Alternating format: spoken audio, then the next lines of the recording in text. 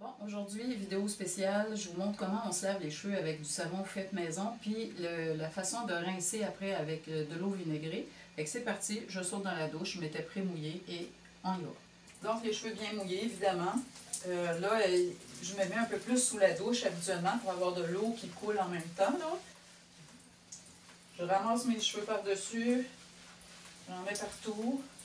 Bon, évidemment, je continue. Fait qu'on va faire une petite pause là-dessus.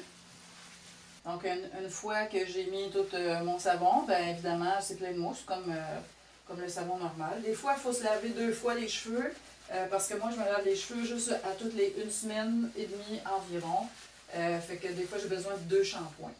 Allons-y, je vais rincer ça, puis je vous reviens dans 2 secondes. Alors, une fois que les cheveux sont rincés, on a enlevé le savon dedans. Maintenant, on doit mettre de l'eau vinaigrée sur nos cheveux. Parce que quand on se lave avec un savon fait maison, le pH est de 9. Ce qui fait faire que l'écale qui est sur le cheveu s'ouvre.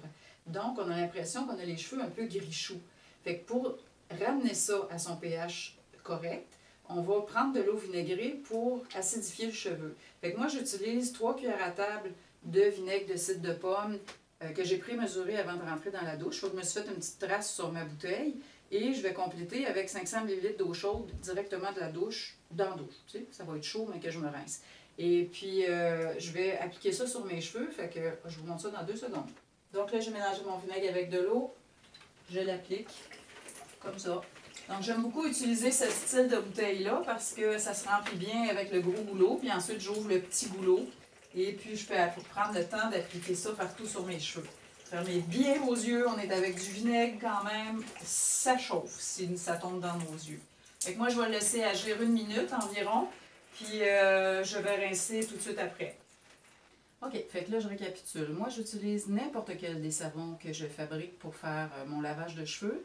J'ai pas de préférence sur les ingrédients qu'ils contiennent. J'ai rarement de l'huile de coco dedans, mais ça arrive.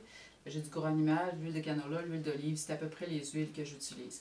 Je sais que ça existe des barres de savon solides comme ça qui sont fabriquées en mixant différents ingrédients, les SCI, les tensioactifs. C'est pas ma préférence, juste parce que je suis obligée d'acheter des produits que j'ai pas facilement. Je sais que c'est facilement accessible, ces produits-là, mais ça vient des huiles de palme, des huiles de coco, les tensioactifs, puis c'est un choix que j'ai fait de ne pas utiliser ça. Parce que j'ai déjà mes savons, puis pour moi, ça fonctionne bien. Je comprends ceux qui l'achètent, c'est bien correct pour les barres déjà existantes ou qui s'en fabriquent, mais moi, je le fais avec mon savon. Pour le rinçage, ça peut être du vinaigre de cidre de pomme, mais ça pourrait être du jus de citron, du jus de lime que vous voulez, que vous diluez avec l'eau aussi, puis vous rincez vos cheveux comme ça. Donc, si jamais vous avez des questions, ça va me faire plaisir de vous répondre. Mon nom, c'est Nancy Meggs, qu'on appelle parfois la sourcière.